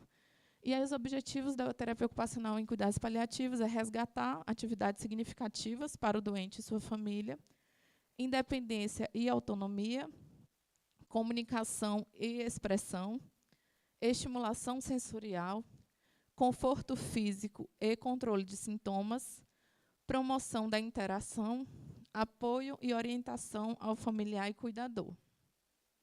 E aqui eu trouxe algumas imagens, porque eu acho que fica mais fácil visualizar, de algumas ações que podem estar sendo realizadas. Aqui, resgates significativos, promoção de interação. A maioria das fotos que vão ter aí são do contexto hospitalar, mas a gente pode pegar, sim, exemplos e levar para o contexto domiciliar. Naquela primeira imagem ali, era um paciente que teve um TRM, um trauma raquimedular, ficou tetraparético, e era Dia dos Pais, e ele queria muito, muito, muito fazer alguma coisa para o pai dele, mas ele era analfabeto, ele estava sem o movimento das mãos, e a gente pensando juntos o que poderia ser feito, ele disse assim, eu queria pintar alguma coisa. Eu disse, eita, vamos ver, né? Se dá, se não dá. A gente fez uma adaptação, esse era o treino apenas, e eu trouxe um desenho impresso com uma mensagem que eu escolhi, mostrei para ele, ele disse que estava bom. E ele fez a pintura do desenho, usando o movimento da boca. Então, a gente teve uma avaliação do que ele tinha de potencial funcional, que era o movimento do pescoço, e a gente utilizou isso para trazer uma atividade significativa para ele, que fizesse sentido nesse momento dele.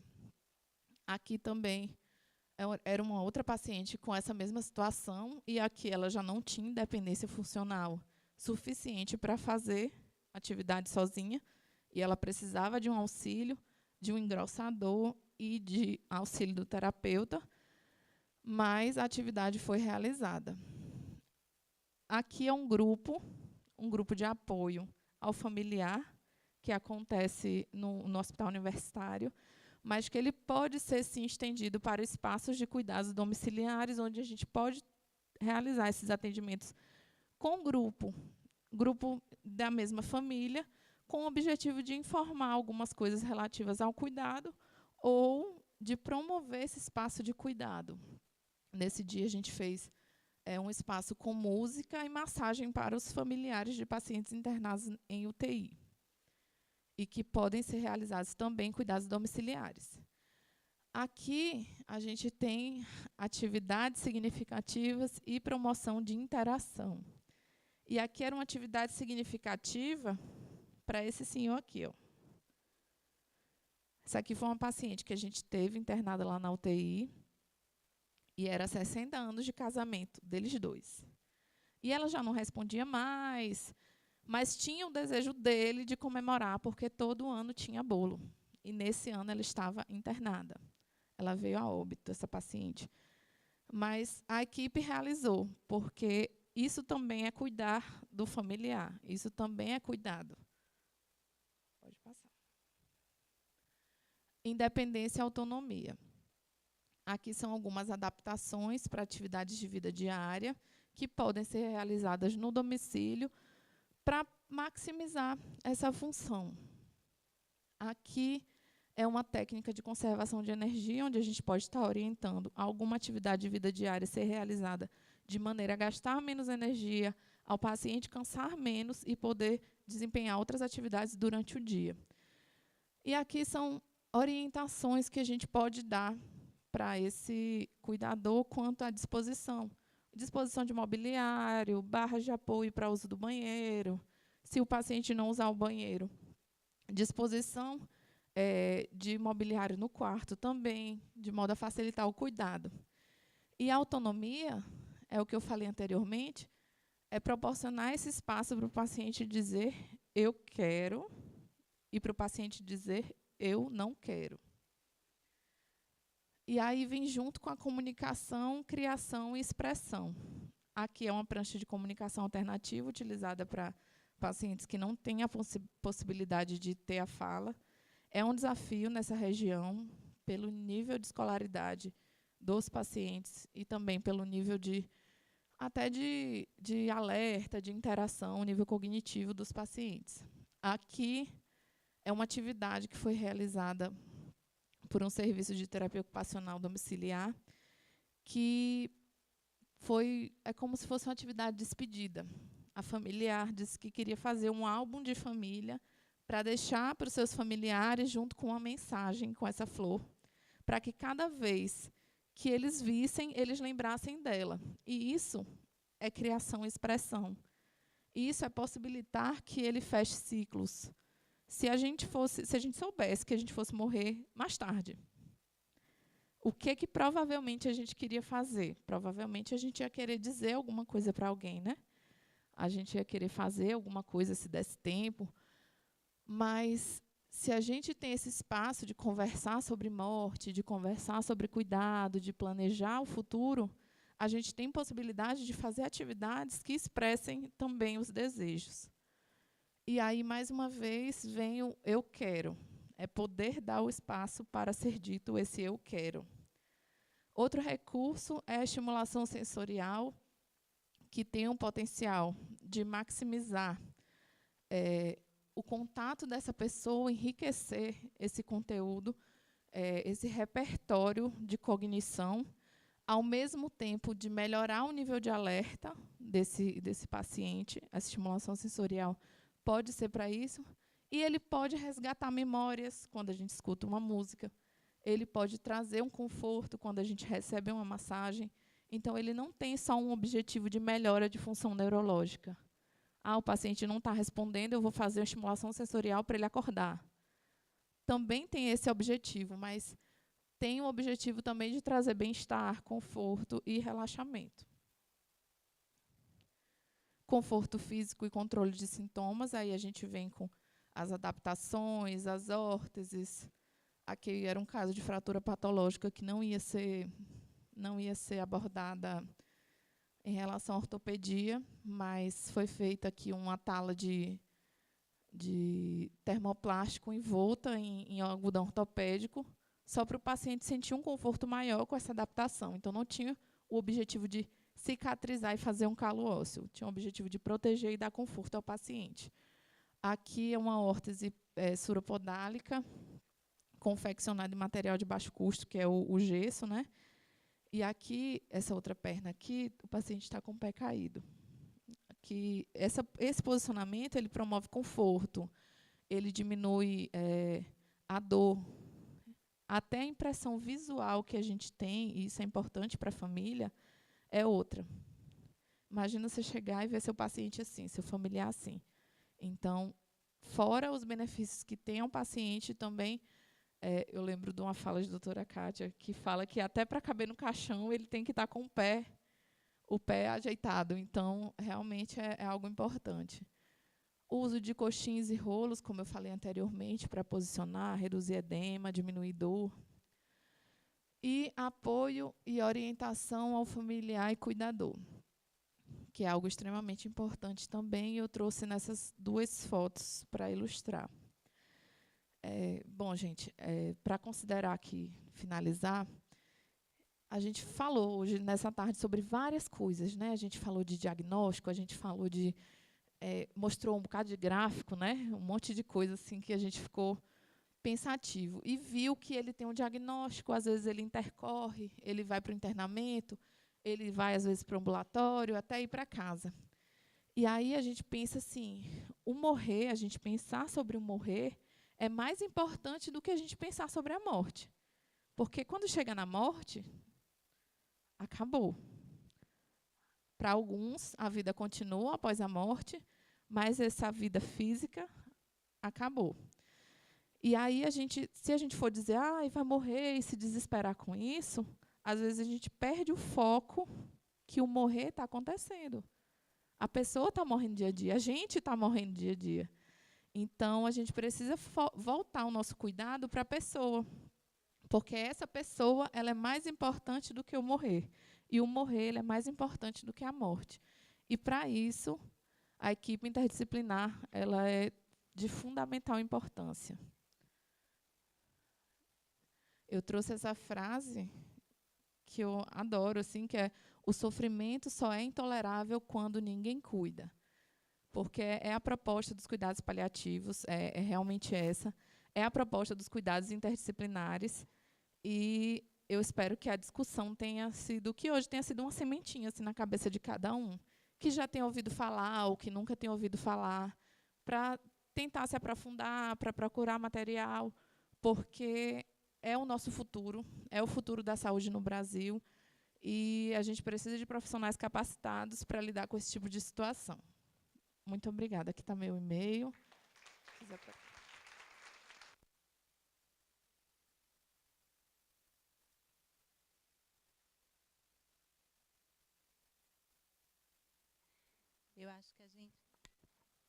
Eu acho que a gente ainda tem 15 minutinhos que a gente pode abrir para perguntas, se alguém quiser perguntar alguma coisa.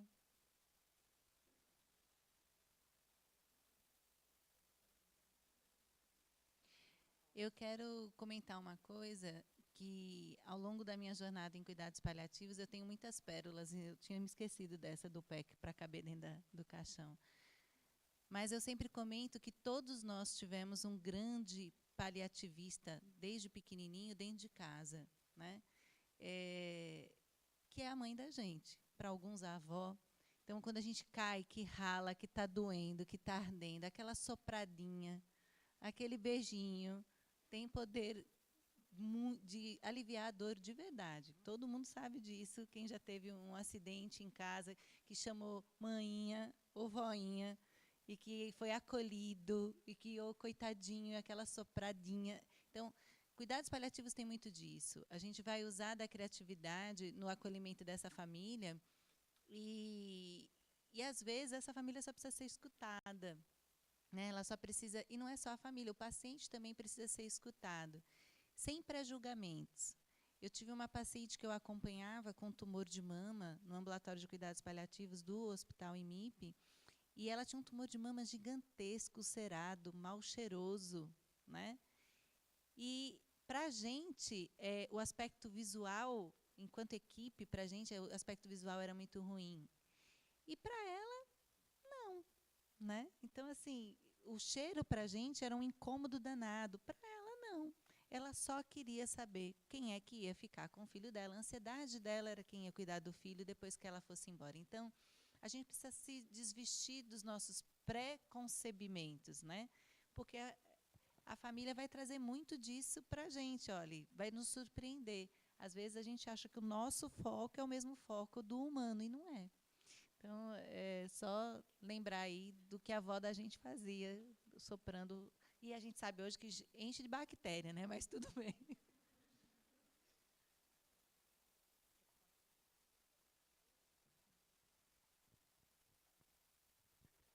Boa tarde de novo a todos. Obrigado, primeiramente, a Kátia, Luciana, Yara. Excelentes falas. Mais uma mesa bem provocadora para vocês. Eu acho que é interessante que a gente vá se acostumando. Tem uma plateia que é jovem, que são muitos residentes agora recém-chegados à universidade, alguns profissionais, alguns distantes, mais distantes da área de atuação mais específica das palestrantes. Aí é provocar mesmo para que vocês gerem questionamentos, para aprender, para se aprimorarem, para se ambientarem com o tema. Eu mesmo tenho uma pergunta aqui, vou fazer. Eu fiquei pensando ali na fala de vocês, todas três, né?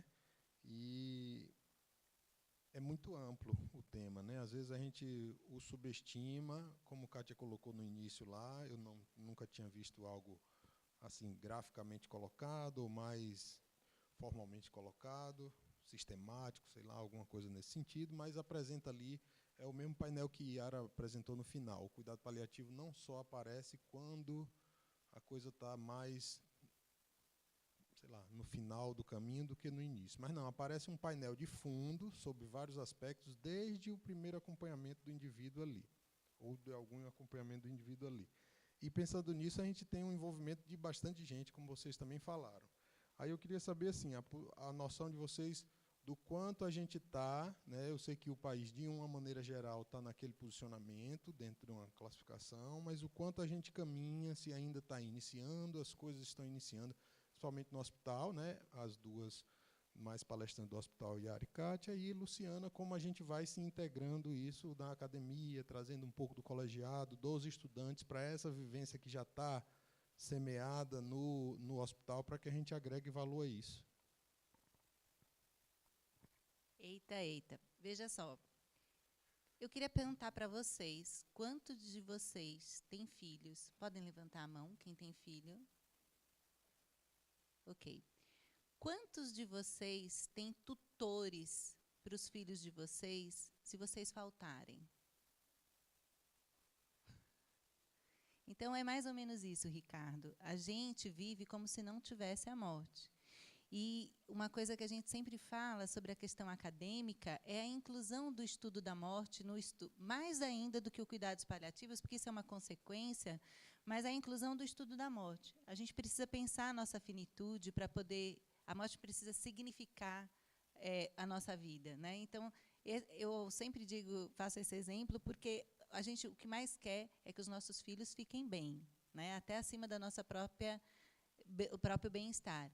Mas quem é que garante que a gente não morre daqui a pouquinho, quando tropicar ali na frente da Univasf? Então, a gente não tem essa dimensão do contexto todo. Do ponto de vista profissional, isso ainda é mais grave, porque a gente, quando começa a acompanhar um paciente com uma doença crônica, quando um paciente vem no consultório porque começou a ter esquecimento, esse é o momento em que ela pode fazer as declarações antecipadas de vontade dela. Esse é o momento em que ela tem autonomia bastante para poder dizer o que ela quer e o que ela não quer. O fato da gente ter esse desconforto enquanto acadêmicos de falar sobre a morte, de pensar sobre a morte, faz com que a gente passe isso para os nossos pacientes, para a população que a gente assiste. E aí, se a gente não toca no assunto, depois a gente se queixa que ninguém sabia qual era a vontade desse paciente. Então, a gente está engatinhando. No HU, a gente tem enfrentado alguns leões, por conta até da própria população que a gente atende, uma população mais jovem, né? A gente tem um grupo que começa a discutir, começa a tentar intervir, estão aí tentando ver quais são as engrenagens que precisam ser mexidas para poder incluir. Infelizmente, gente, na academia a gente ainda está no útero materno, viu? A gente está começando ainda, cara. A gente ainda nem engatinhou, né? Mas já demos o primeiro passo, alguns profissionais já estão se preparando, eu sou um deles, né? E a gente pretende, com certeza, estar vinculando isso aí na academia e estar preparando, né, os nossos acadêmicos para essa situação, que a gente sabe que não existe o preparo, né, e muitas vezes de nós profissionais, e a gente quer exigir que a família tenha esse preparo, se nem nós tivemos, né? Mas a gente já está se voltando para isso e está realmente se preparando. Ricardo, vamos lá falar um pouquinho sobre isso. Lá no hospital, eu lembro que quando a gente entrou na EBSER, há 3 anos, em 2015, a gente não conseguia nem ouvir falar nisso, né? Quando a gente falava cuidados paliativos, eu acho que era algo que era falado, palavras ao vento. E hoje, a gente ainda está realmente bem distante, a gente está engatinhando, mas ver-se uma vontade nos profissionais de estarem buscando temática. A gente fez, há 1 ano, o grupo de estudos multidisciplinares em cuidados paliativos. Tivemos alguns encontros para discutir temas, para conversar, para trocarmos angústias da assistência e dificuldades, principalmente da comunicação, que é um desafio muito grande. E esse ano a gente já teve uma primeira reunião para definir um cronograma, até de 6 meses, mais ou menos, de reuniões, onde cada profissional vai poder estar explanando seu papel nos cuidados paliativos, e a gente está se capacitando internamente, mas é como a doutora Kátia falou, é matando um leão por dia e a gente tentando tocar o barco, ele já caminhando, porque a gente está estudando, está tentando formar a equipe, e, ao mesmo tempo, olha, gente, tem um chamado de um paciente aqui no 1º andar, que está em cuidados paliativos, mas o médico disse que não estava, e ontem estava, e hoje não está, e aí a equipe vem aqui. Então, a gente está tentando tocar esse barco, ele já andando, mas eu vejo como realmente que a gente ainda está nesse processo engatinhando.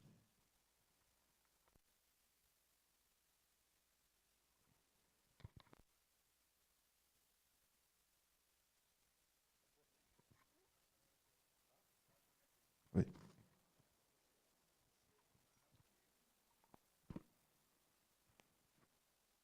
Boa tarde. Queria cumprimentar a mesa e dizer que é uma explanação muito pertinente para o dia que... para tudo, na verdade, como a Kátia falou, nada nos impede da gente estar passando por isso com o familiar ou com nós mesmos.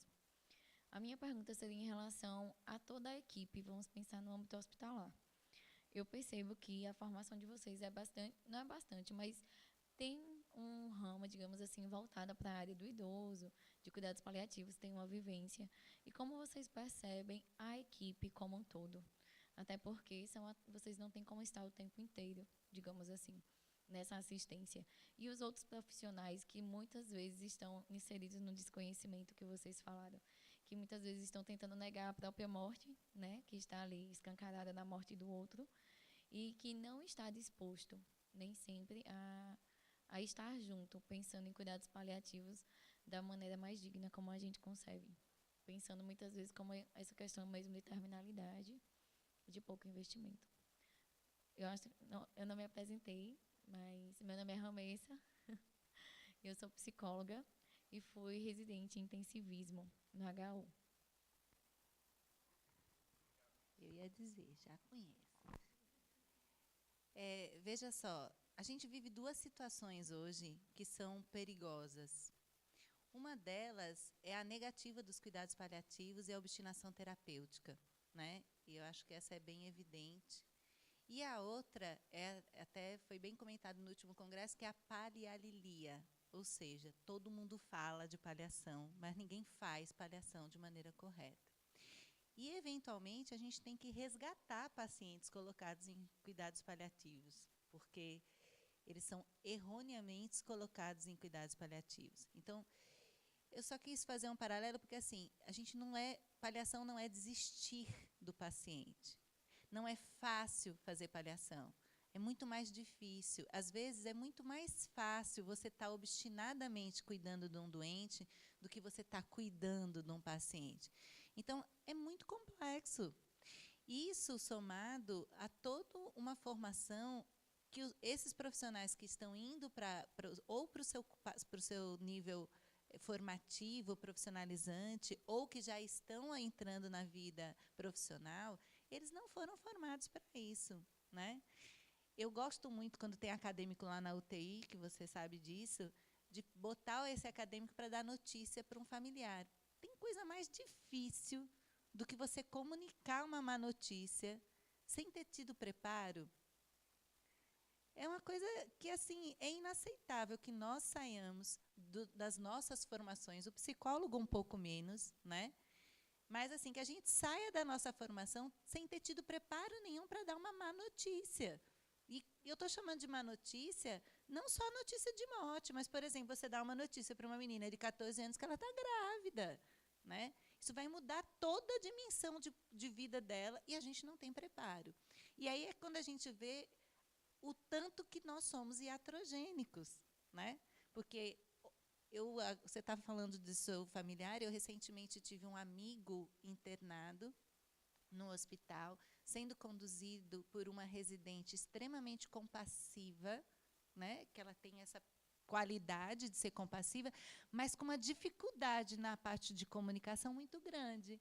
Então, assim, para ela, passar as notícias, que não eram as notícias que a família queria ouvir, era muito, muito, muito sofrido.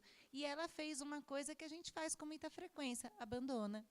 Então, é aquele quarto que eu não quero entrar, é aquele quarto que a família é ruim, é chata. Gente, a gente passa no plantão para os colegas, ei, ali tem uma família insuportável.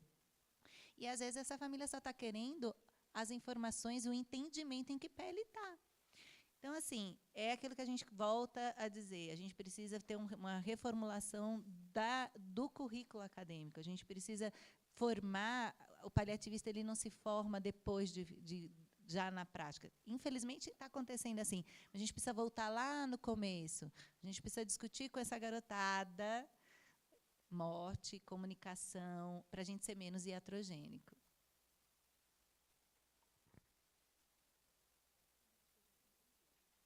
Mais alguém? Meu nome é Camila, sou estudante do 8º período de enfermagem. Deixa eu sair daqui. E eu fiquei Na verdade, eu queria fazer um comentário e tirar uma dúvida. O comentário é que eu hoje estou no 8º período e eu nunca tinha passado por uma experiência de óbito. Então, assim, dentro do serviço. E aconteceu de vivermos essa experiência, pelo menos no meu caso, de eu ter vivido essa experiência depois da aula que a senhora deu a respeito do entendimento da morte. E eu confesso que eu fiquei agradecida de ter sido depois disso, porque realmente o entendimento que a gente tem de morte como profissional, como acadêmico, é muito distinto do que é, de fato, o momento, a vivência da morte.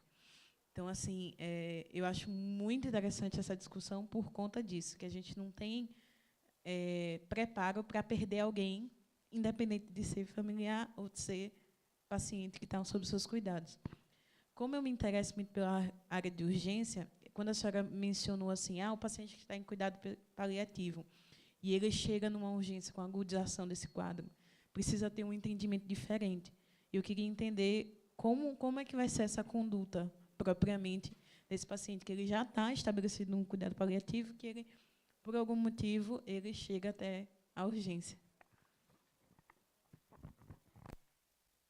Que bom que você estava acordada na minha aula sobre morte.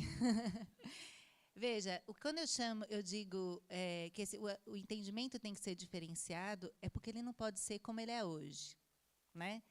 O paciente ele não pode continuar sofrendo a violência que ele sofre quando ele chega na unidade de emergência.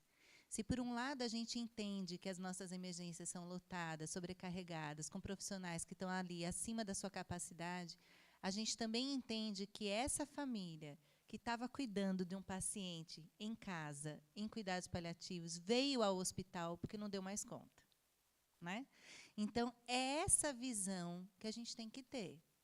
É essa visão de acolhimento, que eu não vou botar na sala vermelha, eu não vou poder, mas eu preciso de, pelo menos, gastar algum tempo ouvindo e oferecendo algum grau de conforto.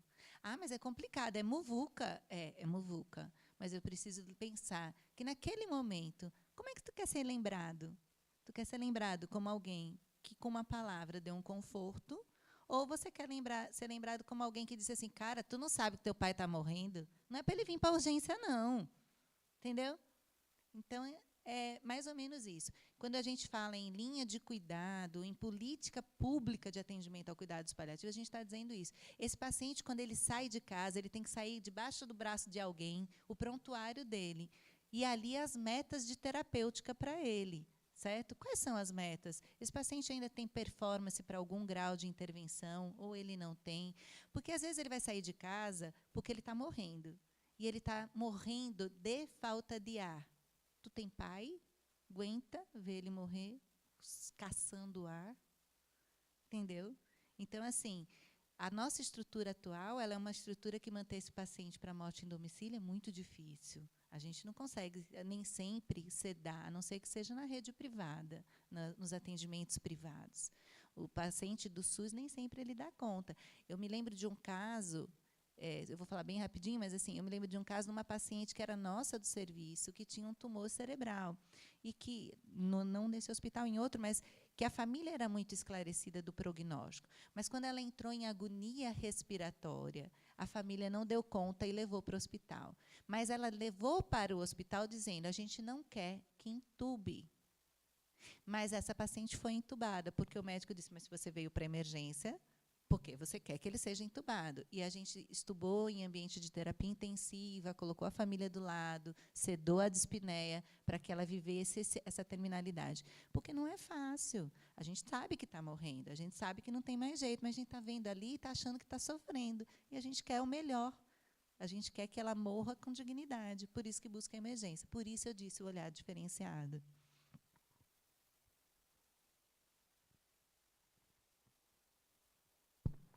Boa tarde, eu sou Arthur, sou estudante de medicina e estou aí passando por um estágio. E aí percorro vários serviços hospitalares aqui de Juazeiro e Petrolina, e aí é interessante como os cuidados paliativos é visto de uma forma totalmente diferente, de um serviço para outro. E aí por isso é importante a gente estar amadurecendo isso. Inclusive tem serviços que coloca as pessoas em paliação sem ter noção ainda de qual é a patologia daquela pessoa. Muitas vezes o serviço não consegue fazer a regulação, não consegue fazer exames para encontrar um diagnóstico, e aí é um paciente que está grave, eu não sei o que ele tem, então vamos colocar em paliação. E aí são coisas como essa que dificultam muito os familiares compreenderem uma paliação, como é que a gente diz que aquele usuário está em terminalidade, se a pessoa, se nem a gente que é profissional de saúde sabe o que ele tem. E aí a gente, em cada serviço, vai vendo os cuidados paliativos sendo abordados de alguma forma. No HU, a experiência assim, é bastante positiva, graças ao trabalho que vocês vêm desenvolvendo. E aí eu vejo a diferença de trabalhar, de debater isso.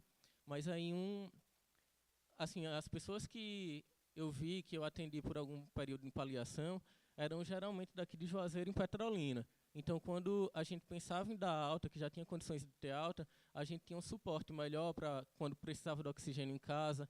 A gente tem um apoio, embora seja difícil, mas para ter outros serviços em casa, por exemplo, da fisioterapia, da psicologia. E aí, pela própria estrutura da rede, de ser a referência de Juazeiro e Petrolina, a gente tem conseguido isso, apesar das dificuldades. Mas só que o HU atende aí cerca de 50 municípios, que são municípios que muitas vezes têm a rede que não dispõe desses profissionais, e aí eu queria saber de vocês como tem sido feitas essas articulações para poder dar alta, por exemplo, para uma pessoa que é do interior e que não tem esse contato próximo, como a gente tem aqui em Juazeiro e Petrolina, para estar conseguindo oferecer esse cuidado em casa.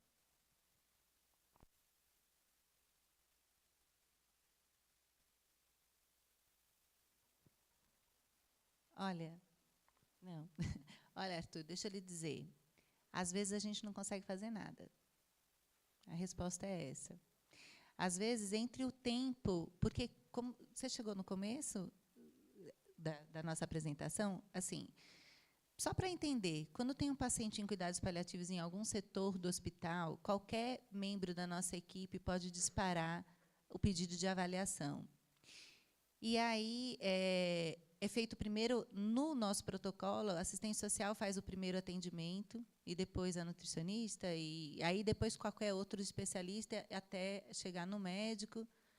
E aí a gente tem que se reunir, sentar para fazer o planejamento terapêutico singular desse paciente, ou seja, tentar fazer contato com o PSF, tentar definir quem é o cuidador, quem é que vai ser a rede de apoio para esse paciente. Em geral, a gente não consegue fazer nada, porque existe uma demanda de leitos. Eu estou mentindo? Não estou, não, né? Tem uma demanda de leitos muito grande, e aí, assim, eu já vi algumas vezes a assistente social pedir, olha, pelo amor de Deus, não pede o carro agora, não. Vamos fazer o seguinte, a gente não pede o carro desse município para dar tempo de, pelo menos, acolher melhor essa família e a gente poder fazer alguma orientação para casa. Então, quando a gente diz assim que a gente... Eu não vou mais dizer que a gente está engatinhando, a gente está no útero, a gente está na semente ainda, no óvulo. Porque, realmente, a gente tem muita dificuldade. E entenda, as pessoas não fazem essa alta precoce porque elas não estão envolvidas no cuidado. Pelo contrário, porque tem 30 pessoas lá embaixo esperando esse leito e precisando de... Então, a engrenagem roda numa velocidade muito grande. Então, é isso. Na teoria, a gente se reúne, faz o planejamento, chama o PSF, chama a rede de apoio, define quem são os cuidadores, quem é o apoio do cuidador, quem é o rodízio do cuidador, mas, na prática, a gente não tem esse tempo, não. Consegue fazer esse contato com a atenção básica com outros municípios também, ou geralmente só consegue Não, a equipe de serviço social do HU é top dos tops. Elas fazem contato com secretário de saúde, com PSF, chama as equipes no HU, elas são bem... A equipe é bem comprometida. Muito bem, pessoal. Então, eu queria, na fala do Arthur, encerrar as perguntas, mas não encerrar a discussão. Se vocês quiserem conversar com a Kátia, com a Luciana, com a Yara, nós vamos ter um pequeno intervalozinho aqui fora no hall, tem algum cafezinho, alguma coisa do tipo. A gente volta para cá para o próximo encontro com outra mesa redonda. Só lembrando a vocês também. Esse evento está sendo transmitido de manhã, foi pela TV Caatinga. Agora à tarde a gente conseguiu transmitir pela própria unidade de saúde do HU, da Gerência de Ensino e Pesquisa, e vai ficar disponível o vídeo no YouTube, depois a gente assiste, tem as discussões, tem as falas de vocês, então dá para ter todo o material. Inclusive as apresentações de slides também, a gente vai pedir autorização das autoras para colocá-las disponíveis também na página, se for o caso, aí vocês têm acesso também, tá certo? Então, obrigado, e daqui a pouco a gente retorna para a próxima sessão de mesa redonda. Obrigado às meninas também.